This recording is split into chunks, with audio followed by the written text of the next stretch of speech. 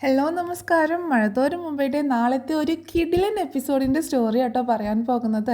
അങ്ങനെ പറയാൻ കാരണം നാളെ മനുവും മലീനയും തമ്മിലുള്ള ഒരു റൊമാൻറ്റിക് സീനൊക്കെ വരുന്നുണ്ട്. അപ്പോൾ അതിൻ്റെയൊക്കെ ഒരു ഡീറ്റെയിൽ ആയിട്ടുള്ള സ്റ്റോറിയാണ് പറയാൻ പോകുന്നത്.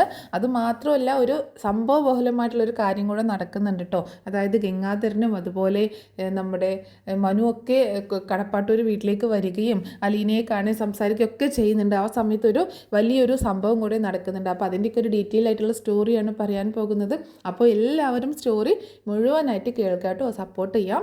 അങ്ങനെ നമ്മുടെ ഗംഗാധരൻ തിരിച്ച് നീലഗിരിയിലേക്ക് പോകാൻ റെഡി ആയിട്ട് വരികയാണ്. ആ സമയത്ത് ഗംഗാധരൻ പോയി കഴിഞ്ഞാൽ ഇവിടെ ഉണ്ടാകുന്ന പ്രശ്നങ്ങളൊക്കെ ഞങ്ങൾ എങ്ങനെ അഭിമുഖീകരിക്കും എന്നുള്ള ആശങ്കയിലാണ് നമ്മുടെ ശിവേട്ടനും രാജീവും. അപ്പോൾ അവരോട് ഗംഗാധരൻ പറയുന്നുണ്ട്, നിങ്ങളൊരു കാര്യം ചെയ്യുക, വൈജി എന്തെങ്കിലുമൊക്കെ പ്രശ്നങ്ങൾ പറഞ്ഞു വരികയാണെന്നുണ്ടെങ്കിൽ അത് ഒരു ചെവിയിലൂടെ ശക്തമായിട്ട് കേൾക്കുക.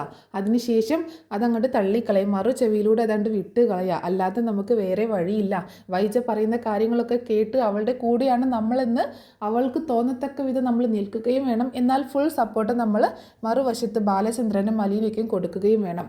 ബാലചന്ദ്രൻ്റെ മകളാണ് അലീന എന്നുള്ള ആ ഒരൊറ്റ ഇതിൽ വേണം നമ്മൾ നിൽക്കാൻ. അതായത് ആ ഒരു കാര്യത്തിൽ നമ്മളും ഉറച്ചു നിൽക്കണം. ആ രീതിയിലായിരിക്കണം നമ്മുടെ സംസാരമൊക്കെ വേണ്ടത് എന്ന് ഗംഗാധരൻ പറയുന്നുണ്ട്. എന്നാൽ ഞാൻ അമ്മയൊന്ന് കാണട്ടെ, അതിനുശേഷം ഞാൻ ഇറങ്ങുകയാണ് എന്ന് പറയാണ് ഗംഗേട്ടൻ.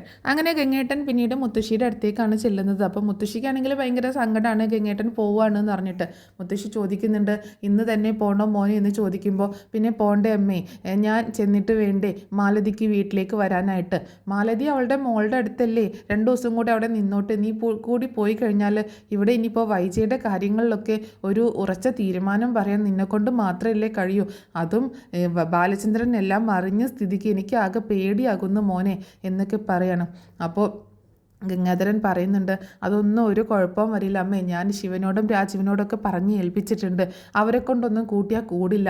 അവരിവിടെ വന്നിട്ട് ഓരോ പ്രശ്നങ്ങളൊക്കെ ഉണ്ടാക്കിയത് നീ കണ്ടതല്ലേ. ഇപ്പം അങ്ങനെയൊന്നും അല്ല അമ്മേ, അവരിനി അതിനൊന്നും നിൽക്കില്ല. എന്നാലും നിൻ്റെ തീരുമാനം പോലെ ആവില്ല മോനെ. അവരുടെ വാക്കുകൾക്കൊന്നും അത്ര മൂർച്ചയുണ്ടാവില്ല. അവരുടെ വാക്കുകളൊക്കെ അത്ര ശക്തമല്ല എന്നൊക്കെ പറയുമ്പോൾ, അതൊന്നും കുഴപ്പമില്ല, ഞാൻ നീ കടപ്പാട്ടൂർ പോകുന്നുണ്ട്, ബാലചന്ദ്രനെ കണ്ട് സംസാരിക്കുന്നുണ്ട്. അമ്മ എങ്ങനെയാണ്, ഇവിടെ തന്നെയാണോ നിൽക്കുന്നത് എന്ന് ചോദിക്കുമ്പോൾ, എനിക്കറിയില്ല മോനെ, ഞാൻ ഇവിടെ നിന്ന് കഴിഞ്ഞാൽ ശിവനും രാജീവനും കൂടി പോയി കഴിഞ്ഞാൽ നീ ഇന്ന് പോകുന്നു, കുറച്ച് വൈകാതെ തന്നെ അവർ 2 പേരും കൂടി പോകും. പിന്നെ എൻ്റെ അവസ്ഥ അതോ ഗതിയായിരിക്കും. കാരണം കമല എന്നെ എങ്ങനെയാണ് നോക്കുന്നത് എന്നൊക്കെ നിനക്ക് അറിയാവുന്നതല്ലേ. ഞാൻ വൈജയുടെ വീട്ടിലായിരുന്നപ്പോൾ വൈജ എന്നെ ഒരു ഹോം നേഴ്സിനെ വെച്ചിട്ടാണെങ്കിലും നോക്കിയിരുന്നു. പിന്നീട് അലീന വന്നേ പിന്നെയാണ് എനിക്കൊന്ന് ജീവൻ വെച്ചത് എന്നൊക്കെ പറയാണ്. എന്നാൽ അമ്മയ്ക്ക് തിരിച്ച് അങ്ങോട്ടേക്ക് തന്നെ പോയിക്കൂടെ എന്ന് ചോദിക്കുമ്പോൾ, ഞാൻ എങ്ങനെ പോകാനാണ് മോനെ, എന്നെ ആരെങ്കിലും അങ്ങോട്ടേക്ക് കൊണ്ടുപോവണ്ടേ. ഇനി ഞാൻ അങ്ങോട്ടേക്ക് ചെല്ലുമ്പോൾ ബാലചന്ദ്രനെ ഞാൻ എങ്ങനെ ഫേസ് ചെയ്യും എന്നൊക്കെ ചോദിക്കുകയാണ്. അതൊന്നും കുഴപ്പമില്ല, ബാലചന്ദ്രൻ അമ്മയോട് ദേഷ്യമൊന്നും ഉണ്ടാവത്തില്ല. അമ്മ എന്ത് തെറ്റ് ചെയ്തിട്ടാണ്, അമ്മയ്ക്ക് എന്ത് ചെയ്യാൻ പറ്റും എന്നൊക്കെ പറയണം. എന്നാലും ഞാനും കൂടെ അറിഞ്ഞു വെച്ചോണ്ടല്ലേ മോനെ ഈ ചതിയൊക്കെ അവനോട് ചെയ്തത് എന്ന് അവൻ ധരിക്കില്ലേ എന്ന് പറയുമ്പോൾ, അതൊക്കെ ഞാൻ ബാലചന്ദ്രനെ പറഞ്ഞ് മനസ്സിലാക്കാം. അമ്മയ്ക്ക് അങ്ങോട്ട് പോകാനാണ് താല്പര്യമെങ്കിൽ എന്തായാലും വൈജയെ ഡിസ്ചാർജ് ചെയ്താൽ അങ്ങോട്ടേക്കാണ് കൊണ്ടുപോവുക. അപ്പോൾ പിന്നെ അമ്മയും കൂടി അങ്ങോട്ടേക്ക് ചെല്ലുന്നത് തന്നെയായിരിക്കും നല്ലത്. അലീന അവിടെ ഉണ്ടല്ലോ, അലീന നോക്കിക്കോളും അമ്മയുടെ കാര്യങ്ങളും. വൈജയുടെ കാര്യങ്ങൾ എന്താണെങ്കിലും ബാലചന്ദ്രൻ അലീനയെ കൊണ്ട് തന്നെയായിരിക്കും ചെയ്യിക്കുന്നത്. വൈജ ഒരുപാട് ദേഷ്യമൊക്കെ കാണിക്കുമെങ്കിലും അലീനയെ കൊണ്ട് തന്നെയായിരിക്കും ചെയ്യിക്കുന്നത് എന്ന് പറയണം. അപ്പോൾ മുത്തശ്ശി പറയുന്നുണ്ട്, എനിക്കറിയില്ല, എന്താണെങ്കിലും ശിവനും രാജീവനും ഇവിടെ ഉണ്ടല്ലോ, അവർ പോകുന്നതിന് മുൻപ് എന്താണെങ്കിലും ഞാൻ പോകുന്നില്ല. അവർ പോകാനൊക്കെ ആവുന്ന സമയമാകുമ്പോഴേക്കും എനിക്ക് അങ്ങോട്ടേക്ക് തന്നെ പോയാൽ കൊള്ളാം എന്ന് പറയാണ് മുത്തശ്ശി. പിന്നെ എന്നാൽ ഞാൻ പൊക്കോട്ടെ അമ്മ എന്ന് ചോദിക്കുമ്പോൾ, മോനെ നീ പോകുമ്പോൾ എനിക്ക് ഭയങ്കര വിഷമമാണ്, എന്നാലും വഹിജയുടെ കാര്യം ഓർക്കുമ്പോൾ എന്ന് പറയാണ്. അവളെ കാര്യങ്ങൾ പറഞ്ഞ് അമ്മ മനസ്സിലാക്കണം. ബാലചന്ദ്രനുമായിട്ട് ഒരുപാട് വഴക്കിനും വക്കാണത്തിനൊന്നും പോവരുത്. ഒരു മയത്തിലൊക്കെയും അങ്ങോട്ടേക്ക് അഡ്ജസ്റ്റ് ചെയ്ത് പോകണം എന്ന് അമ്മ അവളോട് പറയണം എന്നൊക്കെ പറയുമ്പോൾ, ഞാൻ പറയാഞ്ഞിട്ടൊന്നുമല്ല മോനെ. ആദ്യമേ പ്രശ്നങ്ങളൊക്കെ ഉണ്ടാകുമ്പോൾ അത് തന്നെയാണ് അവളോട് ഞാൻ പറഞ്ഞുകൊണ്ടിരുന്നത്. പക്ഷേ അവൾ അമ്പിനും വില്ലിനും അടുക്കില്ല എന്ന് പറഞ്ഞാൽ എന്താ ചെയ്യുക എന്ന് പറയാണ്. ഇനി അങ്ങനെയല്ല അമ്മേ, ഇപ്പോൾ ഇത്രയൊക്കെ കാര്യങ്ങൾ ആയില്ലേ, ബാലചന്ദ്രൻ എല്ലാ കാര്യങ്ങളും അറിഞ്ഞു. അലീനയാണെങ്കിൽ അയാളുടെ മകളുമാണ്. ഇനിയിപ്പോൾ അതിനപ്പുറത്തേക്ക് നമുക്ക് എന്തെങ്കിലുമൊക്കെ ചിന്തിക്കാൻ പറ്റുമോ? അപ്പോൾ വൈജിയെ കാര്യങ്ങളൊക്കെ പറഞ്ഞ് മനസ്സിലാക്കി അവളെ ഒന്ന് മയപ്പെടുത്തി തണുപ്പിക്കുന്നത് നല്ലതായിരിക്കും. അമ്മ ഒന്ന് ശ്രമിച്ചു നോക്കി. ഇല്ലാന്നുണ്ടെങ്കിൽ പിന്നീട് ഒരിക്കൽ ഡിസ്ചാർജൊക്കെ ആയതിനു ശേഷം ഞാൻ മാലതിയെയും കൂട്ടിയിട്ട് വരാം. മാലതിക്ക് വൈജയെ കാണാൻ ഭയങ്കര തിടുക്കമുണ്ട്. ഈ ഒരു അവസ്ഥ കണ്ടപ്പോൾ അവൾക്ക് വരണമെന്നൊക്കെ ഉണ്ടായിരുന്നു. പക്ഷേ മകളുടെ അടുത്തേക്ക് അത്യാവശ്യമായിട്ട് പോവേണ്ടത് കൊണ്ടാണ് അങ്ങോട്ടേക്ക് പോയത്, പൂനെയിലേക്ക് പോയത്. എന്തായാലും കുറച്ച് ദിവസങ്ങൾക്ക് ശേഷം ഞാൻ വരുന്നതായിരിക്കും എന്ന് പറയാണ് ഗംഗാധരൻ. എന്നാൽ വേറെ കുഴപ്പമൊന്നുമില്ല, നീ പോ, സുഖമായിട്ട് പോ. എത്തിക്കഴിഞ്ഞാലും അമ്മയെ ഒന്ന് വിളിക്കണം കേട്ടോ, ഇടയ്ക്കൊന്ന് അമ്മയെ വിളിക്കുക എന്നൊക്കെ മുത്തശ്ശി പറയുന്നുണ്ട്. ശരി അമ്മ എന്ന് പറയണം. പിന്നെ പോവാൻ നേരത്ത് പറയുന്നുണ്ട്, അമ്മ ഇനി അതേപ്പറ്റി ബാലചന്ദ്രനോട് ചോദിക്കാനോ സംസാരിക്കാനോ ഒന്നും നിൽക്കണ്ട കേട്ടോ. ഇനി അഥവാ അവിടെ പോവുകയാണെങ്കിൽ തന്നെ എന്ത് മോനെ എന്ന് ചോദിക്കുമ്പോൾ, അതായത് ബാലചന്ദ്രൻ എല്ലാ സത്യങ്ങളും അറിഞ്ഞതായിട്ട് അമ്മ അറിഞ്ഞു എന്ന് അമ്മ വെക്കണ്ട എന്ന് പറയണം. ഇല്ല ശരി, ഞാനൊന്നും മനസ്സിലായി എന്ന് കാണിക്കുന്നില്ല എന്ന് പറയുന്നുണ്ട്. പക്ഷേ അയാൾക്ക് മനസ്സിലാകും ഞാൻ എന്താണെങ്കിലും അമ്മയോട് കാര്യങ്ങളൊക്കെ പറഞ്ഞിട്ടുണ്ടാകുമെന്ന് അയാൾ ചിന്തിക്കും. പക്ഷേ എല്ലാ കാര്യങ്ങളും എനിക്ക് അമ്മയോടും ഇപ്പോൾ പറയാൻ പറ്റില്ല എന്നും പറഞ്ഞിട്ട് അങ്ങനെ ഗംഗേട്ടൻ പോവാണ്. അങ്ങനെ ഗംഗാധരൻ നേരെ പോകുന്നത് കടപ്പാട്ടൂർ വീട്ടിലേക്കാട്ടോ. കടപ്പാട്ടൂർ വീട്ടിലേക്ക് ചെല്ലുന്ന സമയത്ത് വാതിൽ തുറക്കുന്നത് തന്നെ അലീനയാണ്. അപ്പോൾ കൃഷ്ണയെ എവിടെയെന്ന് ചോദിക്കുമ്പോൾ കൃഷ്ണ സ്കൂളിലേക്ക് പോയി എന്ന് പറയണം. സ്കൂളിലേക്ക് പോയി സാർ എന്ന് പറയണം. അപ്പോൾ ഗംഗേട്ടൻ പറയുന്നുണ്ട്, സാറെന്നോ? ഇനി അങ്ങനെയൊന്നും വിളിക്കേണ്ട മോളുടെ അങ്കിളാണ് ഞാൻ, മോളുടെ മൂത്ത അമ്മാവനാണ്, അങ്ങനെ വിളിച്ചാൽ മതി എന്ന് പറയുമ്പോൾ എനിക്ക് അങ്ങനെ വിളിക്കണമെന്ന് ആഗ്രഹമൊക്കെ ഉണ്ട്, പക്ഷേ അതിന് പറ്റിയ സാഹചര്യമല്ലല്ലോ ഇപ്പോൾ എന്ന് പറയണം. അപ്പോൾ ഗംഗേട്ടൻ ചോദിക്കുന്നുണ്ട്, ബാലചന്ദ്രൻ എവിടെയെന്ന് ചോദിക്കുമ്പോൾ മുകളിലുണ്ട് എന്ന് പറയണം. ഞാനേ അയാളെ ഒന്ന് കാണട്ടെ, അത് കഴിഞ്ഞിട്ട് വരാം എന്ന് പറഞ്ഞിട്ട് മുകളിലേക്ക് പോവുകയാണ് ഗംഗേട്ടൻ. അങ്ങനെ മുകളിലേക്ക് പോകുമ്പോൾ ബാലചന്ദ്രൻ്റെ ഡോറിൽ ഇങ്ങനെ മുട്ടുന്നുണ്ട്. അപ്പോൾ ഡോറ് വന്നോളൂ എന്ന് പറയുന്നുണ്ട്. അപ്പോൾ അലീനയായിരിക്കും എന്ന് കരുതിയിട്ടാണ് പറയുന്നത്. ഗംഗേട്ടനായിരുന്നോ? ഗംഗേട്ടൻ എന്താ ഈ ഇങ്ങനെ ഡ്രസ്സൊക്കെ ചെയ്ത് ഗംഗേട്ടൻ എങ്ങോട്ടെങ്കിലും പോവുകയാണോ എന്ന് ചോദിക്കുമ്പോൾ, അതെ ഞാൻ തിരിച്ചു പോവുകയാണ് എന്ന് പറയണം. ഇനിയിപ്പോൾ ഇവിടെ നിന്നിട്ട് കാര്യമൊന്നുമില്ലല്ലോ അല്ലേ എന്ന് ചോദിക്കുമ്പോൾ, അങ്ങനെയല്ല ബാലചന്ദ്ര, എനിക്ക് പോയല്ലേ പറ്റുള്ളൂ, ഞാൻ ചെന്നിട്ട് വേണം മാലതിക്ക് അങ്ങോട്ടേക്ക് വീട്ടിലേക്ക് വരാൻ, അവിടെയും ഒരു വീടുണ്ടല്ലോ എന്ന് പറയണം. ശരിയാണ്, എല്ലാവർക്കും വീടുണ്ട്, കുടുംബമുണ്ട്, പക്ഷേ എനിക്ക് വീടുണ്ട്, എനിക്കൊരു കുടുംബമില്ലാതായി പോയി എന്ന് ബാലചന്ദ്രൻ പറയുമ്പോൾ, അതൊക്കെ ബാലചന്ദ്രൻ വിചാരിച്ചാൽ തിരിച്ചെടുക്കാവുന്നതല്ലേ ഉള്ളൂ എന്ന് പറയണം. ഇനി ഞാൻ വിചാരിക്കാനോ ഈ കുടുംബം തിരിച്ചു പിടിക്കാൻ? ഇനി അതൊരിക്കലും നടക്കില്ല ഗംഗേട്ട എന്ന് പറയണം. ബാലചന്ദ്ര, നിങ്ങളുടെ കുടുംബമാണ്, നിങ്ങൾക്ക് 3 മക്കളുണ്ട്. 3 ഗംഗേട്ട, 4 മക്കളുണ്ട് ഞങ്ങൾക്ക്. ഗംഗേട്ടൻ എന്താ വീണ്ടും വീണ്ടും 3 എന്ന് പറഞ്ഞുകൊണ്ടിരിക്കുന്നത്? ശരി, സമ്മതിച്ചു, നിങ്ങൾക്ക് 4 മക്കളുണ്ട്. അവരുടെ ഭാവിയെക്കുറിച്ച് ഓർക്കണ്ടേ? അവരുടെ ജീവിതത്തിന് എന്താണെങ്കിലും ഒരു കുടുംബം എന്നുള്ളത് ഒരു അടിത്തറ തന്നെയല്ലേ? അതുകൊണ്ട് നിങ്ങൾ ഒരുപാട് വാശിയും ഒക്കെ ഒന്ന് കളഞ്ഞ് അവളെ സ്നേഹിക്കണം, അവളെ അംഗീകരിക്കണം എന്നല്ല, ഒരു മയത്തിലൊക്കെ സംസാരിച്ച് ഒരുപാട് പ്രശ്നങ്ങൾ ഉണ്ടാക്കാതെ ഇരുന്നുകൂടെ എന്നൊക്കെ ചോദിക്കുമ്പോൾ, പറ്റില്ല ഗംഗേട്ടാ, വൈജയന്തി ഡിസ്ചാർജായി വീട്ടിൽ വന്നു കഴിഞ്ഞാൽ എന്താണെങ്കിലും എന്നോട് യുദ്ധത്തിന് തന്നെയാണ് വരിക. ഞാനും അവളെ മാക്സിമം അവളെ പ്രൊവോക്ക് ചെയ്യുന്ന രീതിയിൽ തന്നെയായിരിക്കും സംസാരിക്കുക. എനിക്കും വേണ്ടേ ഗംഗേട്ടാ ഒരു ആത്മസംതൃപ്തി. എന്നോട് ഈ 23 വർഷക്കാലം ചെയ്ത ചതി, വഞ്ചന, ഇതിനൊക്കെ എനിക്കും പകരം വീട്ടണ്ടേ? ഇങ്ങനെയല്ലാതെ ഞാൻ എങ്ങനെയാണ് പകരം വീട്ടേണ്ടത്? എൻ്റെ കൂടെ ഈ വീട്ടിൽ താമസിക്കാൻ ഞാൻ അനുവദിക്കുന്നില്ലേ ഗംഗേട്ടാ? ഞാൻ അവളെ വീട്ടിൽ നിന്ന് പറിച്ചെറിഞ്ഞില്ലല്ലോ. അവൾ പ്രസവിച്ച മകളെ എൻ്റെ മകളായിട്ട് ഞാൻ അംഗീകരിച്ച് എൻ്റെ കൂടെ നിർത്തുന്നില്ലേ ഗംഗേട്ട? ഇതിൽ കൂടുതൽ ഞാൻ എന്ത് ചെയ്യാനാണ് എന്നൊക്കെ ചോദിക്കുകയാണ് ബാലചന്ദ്രൻ. ആ സമയത്ത് ഗംഗാധരൻ പറയുന്നുണ്ട്, ബാലചന്ദ്രൻ പറയുന്നതൊക്കെ 100% ശരിയായിട്ടുള്ള കാര്യങ്ങൾ തന്നെയാണ്. വേറെ ഒരാളും ചെയ്യാത്ത കാര്യമാണ് ബാലചന്ദ്രൻ ചെയ്യുന്നത്. കാരണം ആദ്യം അറിയുന്ന സമയത്ത് ഞാനാണെങ്കിൽ പോലും ആരാണെങ്കിൽ പോലും വേഗം ആ ബന്ധം അറുത്ത് കളയാൻ തന്നെയാണ് നോക്കുക. അത് മാത്രമല്ല, ആ ബന്ധത്തിൽ ഭാര്യയ്ക്ക് ജനിച്ച ആ കുഞ്ഞിനെ ഒരിക്കലും അംഗീകരിക്കുകയോ കൂടെ നിർത്തുകയോ ചെയ്യില്ല. പക്ഷേ ഇവിടെ ബാലചന്ദ്രൻ അത് രണ്ടും ചെയ്തിരിക്കുന്നു. കാരണം ആ ബന്ധം നിലനിർത്തുകയും ചെയ്തിരിക്കുന്നു. അത് മാത്രമല്ല, ആ കുഞ്ഞിനെ സ്വന്തം മകളായിട്ട് അംഗീകരിക്കുകയും ചെയ്തിരിക്കുന്നു. അത് മറ്റൊരാൾക്കും ചെയ്യാൻ പറ്റാത്ത കാര്യം തന്നെയാണ്. ഗംഗേട്ടൻ എന്നെ വല്ലാണ്ട് പുകഴ്ത്തൊന്നും വേണ്ട. അത് ഞാൻ അവളുടെ മകളായതുകൊണ്ടൊന്നുമല്ല അലീനയെ സപ്പോർട്ട് ചെയ്തതും കൂടെ നിർത്തുന്നതും എന്ന് പറയുമ്പോൾ എനിക്കറിയാം അലീനയുടെ നന്മയും അവളുടെ മനസ്സും അവളുടെ സ്വഭാവശുദ്ധിയും ഒക്കെ കണ്ടിട്ട് തന്നെയാണ് ബാലചന്ദ്രൻ അവളെ സ്നേഹിക്കുന്നതും മകളായിട്ട് അംഗീകരിച്ചും എന്ന് പറയുമ്പോൾ അത് അങ്ങനെ തന്നെയാണ്. അവളെ ഞാൻ എൻ്റെ മകളെ പോലെ തന്നെയാണ് ഈ വീട്ടിലേക്ക് വന്ന് കയറിയ അന്ന് മുതൽ ഞാൻ കണ്ടിട്ടുള്ളത്. അവൾ എന്നെ ഒരു അച്ഛനെ പോലെയാണ് കാണുന്നതെന്ന് ഒരു 100 തവണ എന്നോട് പറയുകയും ചെയ്തിട്ടുണ്ട്.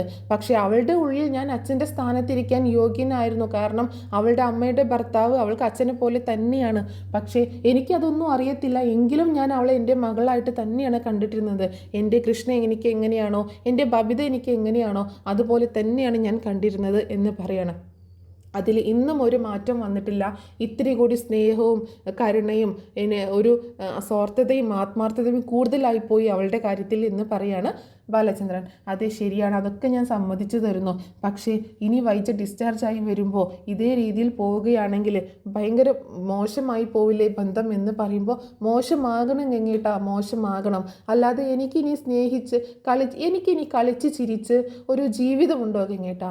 എൻ്റെ മനസ്സിനെ തൃപ്തിപ്പെടുത്തിക്കൊണ്ട് എനിക്കിനി ഒരു ജീവിതമുണ്ടോ? എൻ്റെ മനസ്സിനൊരു സാന്ത്വനമേകിക്കൊണ്ട് ഒരു സന്തോഷം നൽകിക്കൊണ്ട് എനിക്കൊരു ജീവിതമുണ്ടോ എൻ്റെ ഭാര്യയുമൊത്ത്? അവളുടെ മുഖം കാണുമ്പോൾ തന്നെ എനിക്ക് ഈ കാര്യങ്ങളൊക്കെ അല്ലേ ഓർമ്മ വരുള്ളൂ. എങ്ങനെ ഗംഗേട്ടാ ഞാൻ ഇതൊക്കെ മനസ്സിൽ മാറ്റി വെച്ചിട്ട് അവളുടെ മുഖത്ത് നോക്കിയിട്ട് ചിരിക്കാനും കളിക്കാനും നല്ല രീതിയിൽ സംസാരിക്കാനും പറ്റുക? അതൊന്നും നടക്കില്ല. എൻ്റെ സന്തോഷം എന്ന് പറഞ്ഞിട്ടുണ്ടെങ്കിൽ എൻ്റെ മക്കളാണ്. 2 പേരെ ശിവേട്ടൻ കൊണ്ടുപോയി. പക്ഷെ അധികം വൈകാതെ അവർ തിരിച്ചു വരും എന്നുള്ളത് എനിക്ക് ഉറപ്പുണ്ട്. അവർ തിരിച്ചു വരുമ്പോൾ അവർ വരട്ടെ. അവർ വരും ബാലചന്ദ്ര. അവരോട് ഞാൻ പറഞ്ഞിട്ടുണ്ട് തിരിച്ചു പോയിക്കോളാൻ. ഗംഗേട്ടൻ എന്തിനാണ് അവരോട് പറയാൻ പോയത്? അവരോട് പറയേണ്ട യാതൊരു കാര്യവുമില്ല. കാരണം കമലേട്ടത്തിയുടെ സ്വഭാവം മനസ്സിലാക്കുന്ന ആ ദിവസം അവർ ആ വീട്ടിൽ നിന്ന് പടിയിറങ്ങി ഇവിടേക്ക് വരും എന്ന് എനിക്ക് ഉറച്ച വിശ്വാസമുണ്ട് എന്ന് പറയണം. അപ്പോൾ ഗംഗാധരൻ പറയുന്നുണ്ട് അതെന്തെങ്കിലും ആവട്ടെ, എന്താണെങ്കിലും ഇപ്പോൾ ഇനി ഒന്ന് എന്തെങ്കിലുമൊക്കെ പ്രശ്നം ആവുകയാണെങ്കിലും താനൊന്ന് കുറച്ച് നാളത്തേക്കെങ്കിലും ഒന്ന് ക്ഷമിക്ക്. വൈജയന്തി ഹോസ്പിറ്റലിൽ നിന്ന് ഡിസ്ചാർജായി വീട്ടിലെത്തി കുറച്ച് കഴിഞ്ഞതിന് ശേഷമൊക്കെ എന്തെങ്കിലും അസ്വാരസ്യങ്ങൾ തുടങ്ങിയാൽ മതി. കാരണം അസ്വാരസ്യങ്ങളൊന്നും തുടങ്ങരുത് എന്ന് തന്നെയാണ് എൻ്റെ ആഗ്രഹം. നല്ല രീതിയിൽ ഇനി പഴയതുപോലെ സന്തോഷവും കളിയും ചിരിയും ഒന്നുമില്ലെങ്കിലും വലിയ പ്രശ്നങ്ങളൊന്നുമില്ലാതെ നിങ്ങളൊന്ന് മുന്നോട്ട് ജീവിച്ച് കണ്ടാൽ മതി എന്ന് പറയണം. ഗംഗേട്ടൻ പറയുന്നതൊക്കെ എനിക്ക് മനസ്സിലാവുന്നുണ്ട്. ഞാൻ ശ്രമിക്കാം, എൻ്റെ പരമാവധി ഞാൻ ശ്രമിക്കാം എന്ന് പറയണം. അപ്പോൾ ഗംഗാധരന് ഇത്തിരി ആശ്വാസമാവുന്നുണ്ട് കേട്ടോ. അപ്പോൾ എന്നാൽ ഞാൻ പൊക്കോട്ടെ എന്ന് പറയുമ്പോൾ എന്തെങ്കിലും കുടിച്ചായിരുന്നു ചോദിക്കുമ്പോൾ ഇല്ല, അലീന അവിടെ എന്തോ ഉണ്ടാക്കുന്നുണ്ടെന്ന് തോന്നുന്നു, ജ്യൂസ് എന്തോ അടിക്കുന്നുണ്ടെന്ന് തോന്നുന്നു എന്ന് പറഞ്ഞ് അങ്ങനെ താഴേക്ക് പോകണം. അങ്ങനെ താഴേക്ക് ഇറങ്ങി വരുന്ന സമയത്ത് അലീന ജ്യൂസൊക്കെ എടുത്ത് ടേബിളിൽ കൊണ്ടുവന്ന് വെച്ചിട്ടുണ്ടായിരുന്നു. അപ്പോൾ ബാലചന്ദ്രനും താഴേക്ക് ഇറങ്ങി വരുന്നുണ്ട്. അപ്പോൾ അങ്ങനെ ഗംഗാധരനോട് ജ്യൂസ് കുടിക്കാൻ പറയുന്നുണ്ട്. അങ്ങനെ അലീനെ അടുത്തേക്ക് വിളിച്ചിട്ട് ഗംഗാധരൻ പറയുന്നുണ്ട് മോളെ ഞാൻ പോവുകയാണ് എന്ന് പറയുമ്പോൾ അലീന തലയാട്ടുന്നുണ്ട്. എന്തെങ്കിലും ആവശ്യമുണ്ടെങ്കിൽ നിനക്ക് വിളിക്കാട്ടോ, നിൻ്റെ സ്വന്തം അങ്കിളാണ് എന്നൊക്കെ പറയുമ്പോൾ അവൾക്ക് എന്താവശ്യമുണ്ടെങ്കിലും നടത്തി കൊടുക്കാൻ അച്ഛനായ ഞാനിവിടെ ഉണ്ട് ഗംഗേട്ടാ, അവൾക്ക് ഒന്നിൻ്റെയും കുറവ് അവൾക്ക് വരില്ല എന്ന് പറയാണ്. അതെനിക്ക് അറിയാം, എന്നാലും എൻ്റെ ഒരു സന്തോഷത്തിന് വേണ്ടിയിട്ട് ഞാൻ പറഞ്ഞു എന്നേ ഉള്ളൂ എന്ന് പറയുമ്പോൾ ബാലചന്ദ്രൻ പറയുന്നുണ്ട് കൂടുതലൊന്നും സ്നേഹിച്ച് അവളെ വഷളാക്കാതിരുന്നാൽ മാത്രം മതി.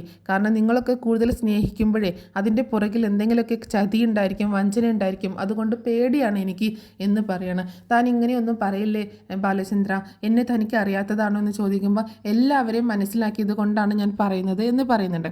അങ്ങനെ അലീനയുടെ കയ്യിൽ ഒരു പൊതി കൊടുക്കുന്നുണ്ട് കേട്ടോ. ഇതെന്താ എന്ന് ചോദിക്കുമ്പോൾ ഇത് എന്താണെന്ന് ഞാനിപ്പോൾ പറയുന്നില്ല. അപ്പോൾ ചോദിക്കുന്നുണ്ട് ഇതെന്താ, ഒരു കവർ ഇങ്ങനെ കൊടുക്കുകയാണ്. അപ്പോൾ എന്താണെന്ന് ചോദിക്കുമ്പോൾ ഞാൻ പോയതിന് ശേഷം താൻ തുറന്നു നോക്കിക്കോളൂ എന്ന് പറയുന്നു, മോള് തുറന്നു നോക്കിക്കോ എന്ന് പറയുന്നുണ്ട്. അപ്പോൾ ബാലചന്ദ്രൻ പറയുന്നുണ്ട് ഇങ്ങനെയുള്ള സമ്മാനങ്ങളൊന്നും അല്ല ഗംഗേട്ട കൊടുക്കേണ്ടത് അവൾക്ക് എന്ന് പറയുമ്പോൾ എനിക്കറിയാം അവൾക്ക് ഈ സമ്മാനങ്ങളൊന്നും അല്ല വേണ്ടത്, അവൾക്ക് അവളുടെ സ്ഥാനമാണ് വേണ്ടത്. പിന്നെ നീ പറഞ്ഞ കാര്യങ്ങളൊക്കെ, ബാലചന്ദ്രൻ പറഞ്ഞ കാര്യങ്ങളൊക്കെ ഞങ്ങൾ അംഗീകരിച്ചിട്ടുണ്ട്. അവളുടെ അക്കൗണ്ടിലേക്ക് ഞങ്ങൾ എല്ലാവരും ചേർന്ന് 40 ലക്ഷം രൂപ ഞങ്ങൾ ഇട്ടിരിക്കും, അത് തീർച്ചയാണ്. അത് മാത്രമല്ല, ഇത് എൻ്റെ ഒരു സന്തോഷത്തിന് ഞാൻ കൊടുക്കുന്ന ഒരു സമ്മാനമാണ് എന്ന് പറഞ്ഞിട്ട് കൊടുക്കുകയാണ്. അപ്പോൾ അതിൽ തുറന്ന് നോക്കാൻ നിൽക്കുന്നുണ്ടായിരുന്നു അലീന. അപ്പോൾ ഗംഗേട്ടൻ പറയുന്നുണ്ട്, ധൃതി പിടിച്ച് തുറക്കണ്ട, ഞാൻ പോയതിന് ശേഷം സാവധാനം തുറന്ന് നോക്കിയാൽ മതി എന്ന് പറയണം. അങ്ങനെ യാത്ര പറഞ്ഞിട്ട് ജ്യൂസൊക്കെ കുടിച്ച് യാത്ര പറഞ്ഞിട്ട് ഗംഗേട്ടൻ അവിടെ നിന്ന് പോകുന്നുണ്ട്. അപ്പോൾ ഗംഗേട്ടൻ പോയതിന് ശേഷം, ഓ അമ്മാവൻ തന്ന ഗിഫ്റ്റ് അല്ലേ, ഭയങ്കര സന്തോഷമായി കാണുമല്ലോ എന്നിങ്ങനെ ബാലചന്ദ്രൻ കളിയാക്കുമ്പോൾ, ഒന്ന് പോ അച്ഛാ, എനിക്ക് അച്ഛൻ തരുന്ന ഒരു മിഠായിയോളം വലുതല്ല വേറെ ആര് തരുന്ന ഒരു ഗിഫ്റ്റും എന്ന് പറയുമ്പോൾ ബാലചന്ദ്രന് ഭയങ്കര സന്തോഷമാവാണ്.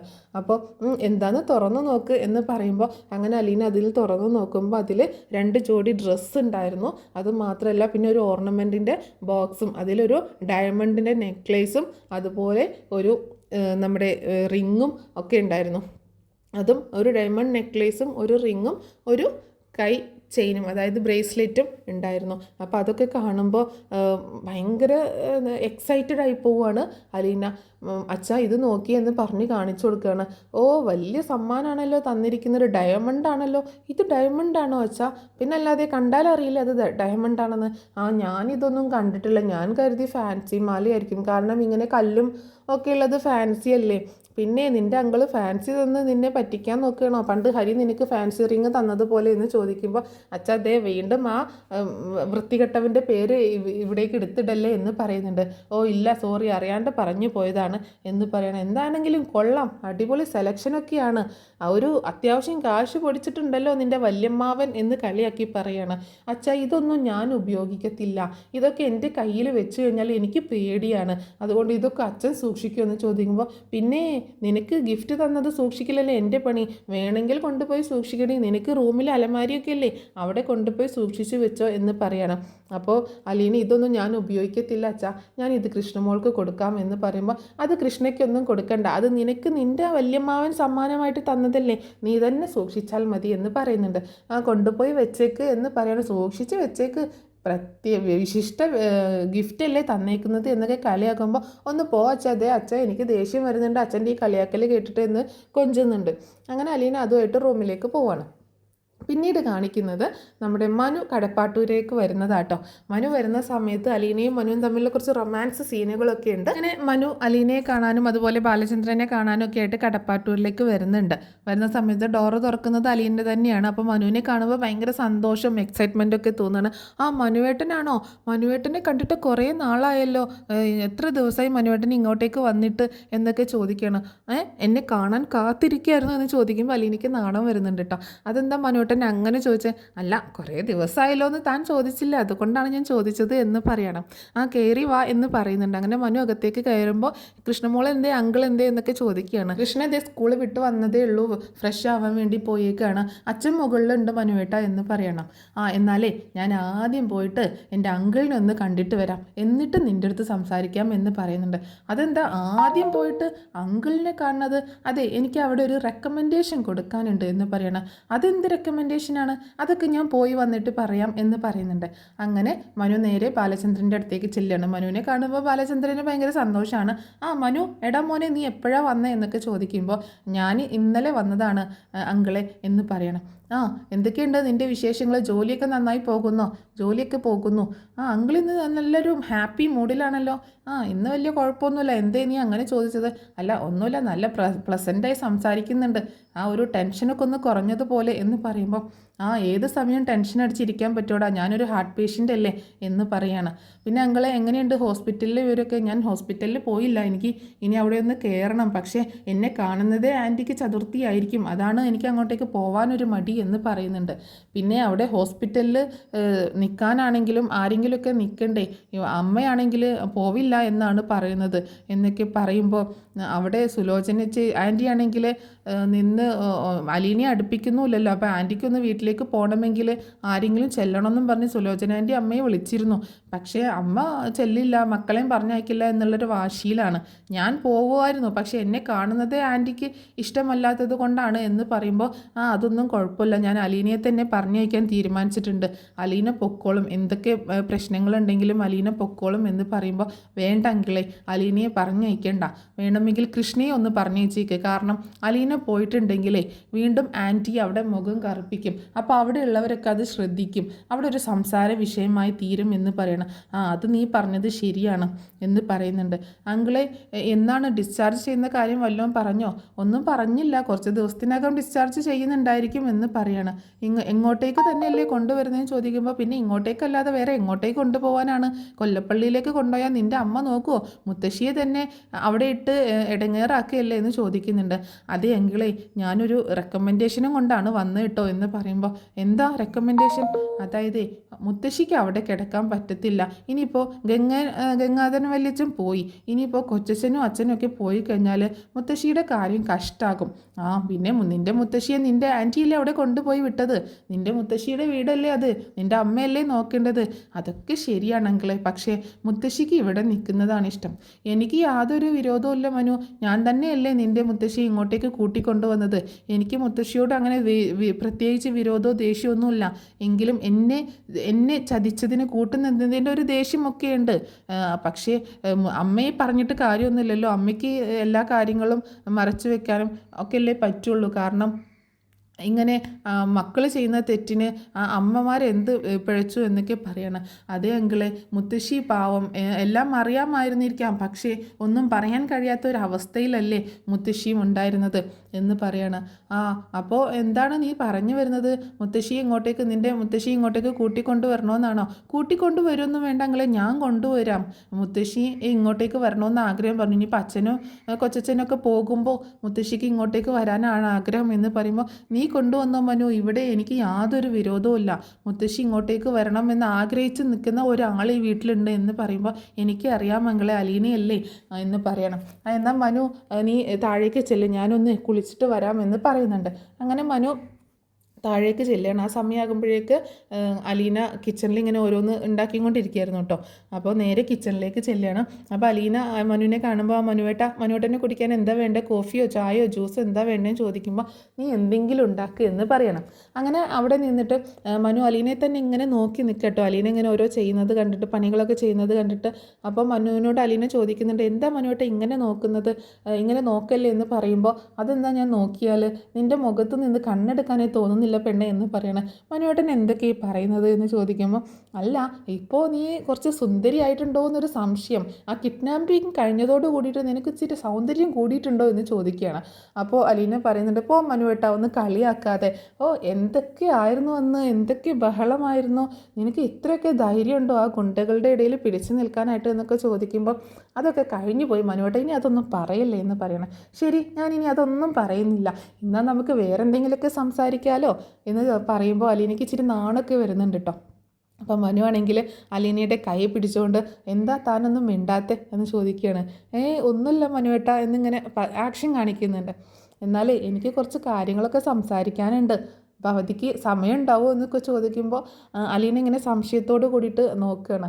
അതേ, ഇപ്പം എന്താണെങ്കിലും ഞാൻ സംസാരിക്കുന്നില്ല, പുതിയ ഫോണൊക്കെ കയ്യിലുണ്ടല്ലോ, അച്ഛൻ പുതിയ ഫോണൊക്കെ വാങ്ങി തന്നിട്ടില്ലേ, ആ നമ്പറൊന്ന് എൻ്റെ കയ്യിലുണ്ട്, ഞാൻ വിളിക്കുമ്പോൾ എടുക്കണം കേട്ടോ എന്നൊക്കെ പറയുന്നുണ്ട്. പിന്നെ മനുവേട്ടൻ വിളിച്ചാൽ ഞാൻ എടുക്കാതിരിക്കുമോ എന്ന് ചോദിക്കുമ്പോൾ, അങ്ങനെയല്ല, ഞാൻ വിളിക്കുമ്പോഴൊക്കെ ഒന്ന് എടുക്കണം, ഞാൻ വാട്സപ്പിൽ കുറച്ച് മെസ്സേജൊക്കെ അയക്കാം, അങ്ങനെയൊക്കെ പറയുമെങ്കിൽ വിചാരിച്ചെങ്കിലേ നിനക്ക് തെറ്റി, ഇത് മനുവാണ്, മനു നിന്നെ വിളിക്കാനും പോകുന്നില്ല, വാട്സപ്പിൽ മെസ്സേജ് അയക്കാനും പോകുന്നില്ല എന്ന് പറയട്ടോ. കേട്ടിട്ട് സംശയത്തോട് കൂടിയിട്ട് അലീന മനുവിനെ നോക്കുമ്പോൾ, ഞാൻ പറഞ്ഞത് എനിക്കിങ്ങനെ വാട്സപ്പിൽ മെസ്സേജ് അയക്കുന്നതിനോടും ചുമ്മാ വിളിച്ചിങ്ങനെ കൊഞ്ചിക്കൊഴിഞ്ഞ് സംസാരിക്കുന്നതിനൊന്നും താല്പര്യമില്ല, സമയമില്ല, എനിക്ക് എന്തെങ്കിലും പറയാനുണ്ടെങ്കിൽ എൻ്റെ പെണ്ണിനോട് എനിക്ക് നേരിട്ട് പറയാനാണ് താല്പര്യം എന്ന് പറയണം. എൻ്റെ പെണ്ണ് എന്നുള്ള ഒരു വാക്ക് കേട്ടപ്പോൾ അലീന ഇങ്ങനെ തലയുയർത്തി നോക്കുന്നുണ്ട് കേട്ടോ. മനുവേട്ട എന്താ പറഞ്ഞത് എന്നുള്ള രീതിയിൽ, എന്തേ ഞാൻ പറഞ്ഞത് കേട്ടില്ലേ, നീ എൻ്റെയാണ്, എൻ്റേത് മാത്രമാണ്, ഒരാൾക്കും ഒരു ശക്തിക്കും നിന്നെ ഞാൻ വിട്ടുകൊടുക്കില്ല എന്ന് പറഞ്ഞിട്ട് അലീന ഇങ്ങനെ ചേർത്ത് പിടിക്കുക കേട്ടോ. അപ്പോൾ മനുവിന് ഭയങ്കര സ്നേഹത്തോട് കൂടിയിട്ട് ഇങ്ങനെ ചേർത്ത് പിടിക്കുകയാണ്. അപ്പോൾ അലീനയ്ക്ക് ഭയങ്കര സന്തോഷവും എന്തൊക്കെയോ സങ്കടമൊക്കെ വരുന്നുണ്ട് കേട്ടോ. മനുവേട്ട ഞാൻ വെറുമൊരു എന്നൊക്കെ പറയുമ്പോൾ, വെറുമൊരു അനാഥയാണെന്നല്ലേ പറയാൻ വന്നത്, ആ വാക്ക് ഇവിടെ നിരോധിച്ചിരിക്കുന്നു, എന്നേക്കാൾ സ്വാതന്ത്ര്യമുള്ള വ്യക്തിയാണ് നീ ഞങ്ങളുടെ കുടുംബത്തിൽ എന്ന് പറയണം. അപ്പോൾ എന്നിട്ട് പറയുന്നുണ്ട്, ഇനി എന്തൊക്കെയാണെങ്കിലും, ഇനിയിപ്പോൾ നിനക്ക് ആരുമില്ലെങ്കിലും ഒന്നുമില്ലെങ്കിലും നിനക്ക് ഞാനുണ്ട്, എൻ്റേത് മാത്രമാണ് നീ, ആ ഒരു വാക്ക് പോരെ നിനക്ക് എന്ന് ചോദിക്കുമ്പോൾ അലീന ഇങ്ങനെ സന്തോഷത്തോട് കൂടിയിട്ട് മുഖത്തേക്ക് നോക്കുകയാണ്. അപ്പോൾ മനു പറയുന്നുണ്ട്, ഞാനീ ഫോൺ വിളിക്കില്ല എന്ന് പറഞ്ഞതൊക്കെ വെറുതെ കേട്ടോ, ഞാൻ വിളിക്കും, അത്യാവശ്യങ്ങൾക്ക് വിളിക്കും, പിന്നെ എപ്പോഴെങ്കിലുമൊക്കെ ഫ്രീ കിട്ടുകയാണെങ്കിൽ വിളിക്കാം. പക്ഷേ ഇങ്ങനെ ഈ വാട്സപ്പിൽ ഇങ്ങനെ ചാറ്റ് ചെയ്യാനോ സമയം അതിനൊന്നും എനിക്ക് താല്പര്യമില്ല മനുവേട്ടെ, എനിക്കും അറിയില്ല അങ്ങനെ കാര്യങ്ങളൊന്നും എന്ന് പറയുകയും ചെയ്യുന്നുണ്ട്. അപ്പോൾ എന്നാൽ ഞാൻ പൊക്കോട്ടെ എന്ന് പറയുമ്പോൾ, ചായ ഒന്നും കുടിച്ചില്ലല്ലോ, എന്നാൽ വേഗം ഉണ്ടാക്കിത്താ എന്ന് പറയണം. ആ സമയത്താണ് കൃഷ്ണ കൊള്ളിയൊക്കെ കഴിഞ്ഞ് അങ്ങോട്ടേക്ക് വരുന്നത്. എന്താ ഇവിടെ നടക്കുന്നതെന്ന് ചോദിച്ചുകൊണ്ട് വരികയാണ്. അപ്പോൾ മനു ചോദിക്കുന്നുണ്ട്, എന്താ ഇവിടെ നടക്കുന്നത്? അല്ല, ഇവിടെ എന്തോ ഒരു റൊമാൻസ് മണക്കുന്നുണ്ടല്ലോ എന്ന് പറയുമ്പോൾ, ഒന്ന് പോടി അവിടുന്ന് എന്ന് പറയാണ് മനു. അല്ലല്ല, എനിക്ക് മനസ്സിലായി, ഇവിടെ ഇപ്പം എന്താ നടന്നതെന്ന് ഞാൻ പറയട്ടെ എന്ന് ചോദിക്കുമ്പോൾ, എന്ത് നടന്നു എന്ന്? ഞാൻ പറഞ്ഞാൽ പിന്നെ എന്നെ തല്ലാൻ വരരുത് കേട്ടോ എന്ന് പറയുമ്പോൾ അലീനയ്ക്ക് നാണം വരുന്നുണ്ട് കേട്ടോ. ചേച്ചിയുടെ മുഖത്തെ നാണം കണ്ടാലറിയും ഇവിടെ ഇപ്പം എന്താ നടന്നതെന്ന് പറയുമ്പോൾ, എന്താ കാര്യം എന്ന് പറ നീ എന്ന് മനു പറയണം. ഞാൻ പറയട്ടെ എന്ന് ചോദിക്കുമ്പോൾ, ഒന്ന് മിണ്ടാതെ പോടി അവിടുന്ന് എന്ന് പറഞ്ഞ് അലീനെ കൃഷ്ണയെ ഓടിക്കുകയാണ് അവിടെ നിന്ന്. ആ സമയത്ത് കൃഷ്ണ ചിരിച്ചുകൊണ്ട്, എന്താ നടന്നതെന്ന് എനിക്ക് അറിയാട്ടോ, ഞാൻ പിന്നെ ചേച്ചിയോട് പറഞ്ഞു തരാട്ടോ എന്ന് പറഞ്ഞിട്ട് കൃഷ്ണ അവിടെ നിന്ന് പോകുന്ന സമയത്താണ് ബാലചന്ദ്രൻ താഴേക്ക് ഇറങ്ങി വരുന്നത്. എന്താ ഒരു കളിയും ചിരിയും എന്നൊക്കെ ചോദിക്കുമ്പോൾ, അച്ഛാ അതില്ലേ, അതിവിടെ ഒരു സംഭവം ഉണ്ടായി എന്ന് കൃഷ്ണ പറയാണ്. എന്ത് സംഭവം? ഞാൻ പറയാൻ പോവാണേ ചേച്ചി എന്ന് പറഞ്ഞു വരുമ്പോൾ, പെണ്ണെ എൻ്റെ കയ്യിൽ നിന്ന് നീ വാങ്ങിക്കൂട്ടോ, നീ വെറുതെ ഓരോന്ന് പറഞ്ഞുണ്ടാക്കുന്നത് എന്ന് പറഞ്ഞിട്ട് അലീന കുറച്ച് ജ്യൂസും ചായയൊക്കെ ആയിട്ട് ടേബിളിൽ കൊണ്ടുവന്ന് വെക്കുന്നുണ്ട്. നീ വേണമെങ്കിൽ വന്ന് നിൻ്റെ ജ്യൂസ് എടുത്ത് കുടിച്ചോ, അല്ലെങ്കിൽ ഞാൻ ഇതാ സിങ്കിലേക്ക് ഒഴിക്കുമെന്ന് പറയുന്നുണ്ട്. അയ്യോ വേണ്ട ചേച്ചി, സിങ്കിലേക്ക് ഒഴിക്കേണ്ട, ഞാൻ കുടിച്ചോളാം, എൻ്റെ ജ്യൂസ് കളയാൻ ഞാൻ തയ്യാറല്ല എന്ന് പറയാട്ടോ. അങ്ങനെ ജ്യൂസും ചായയൊക്കെ കുടിക്കാനായിട്ട് എല്ലാവരും കൂടി ടേബിളിൽ വന്നിരിക്കുന്നുണ്ട്. എന്താ മനു ഇവിടെ എന്താ നടന്നു എന്ന് ഇവള് പറയുന്നത്? അവൾ വെറുതെ ഓരോന്ന് പറയുകയാണെങ്കിലേ എനിക്ക് മനസ്സിലാവുന്നുണ്ട് ഇവിടെ എന്താ നടന്നതെന്ന്, ഞാൻ പറയട്ടെ എന്ന് അങ്കിളും ചോദിക്കുമ്പോൾ, അങ്കിൾ എന്തോ പറയാനാ എന്ന് ചോദിക്കണം. അപ്പോൾ ഇവർക്ക് ആകെ ടെൻഷനാവാണ്. ഇവർ സംസാരിച്ചത് എങ്ങാനും അങ്കിൾ കേട്ടോ, ഇങ്ങനെ ഹഗ് ചെയ്തതുപോലെ അങ്ങനെ ചേർത്ത് പിടിച്ചതൊക്കെ അങ്കിൾ കണ്ടോ എന്നൊക്കെ ഉള്ളൊരു ടെൻഷൻ വരികയാണ്. ഞാൻ കൂടുതലൊന്നും പറയുന്നില്ല, എന്താണെങ്കിലും എനിക്ക് സന്തോഷമേ ഉള്ളൂ, എന്ത് കാര്യത്തിനും ഞാൻ കട്ടയ്ക്ക് കൂടെ ഉണ്ടാക്കും, നിങ്ങൾക്ക് വേണ്ടിയിട്ട് എന്ത് കാര്യം ചെയ്യാനും ഞാൻ നിങ്ങളുടെ കൂടെ ഉണ്ടാക്കുമെന്ന് വാക്ക് കൊടുക്കുകയാണ് ബാലചന്ദ്രൻ. അത് കേൾക്കുമ്പോൾ അലീനയ്ക്കും മനുവിനും കൃഷ്ണയ്ക്കൊക്കെ ഒരുപാട് സന്തോഷം ആവുന്നുണ്ട്.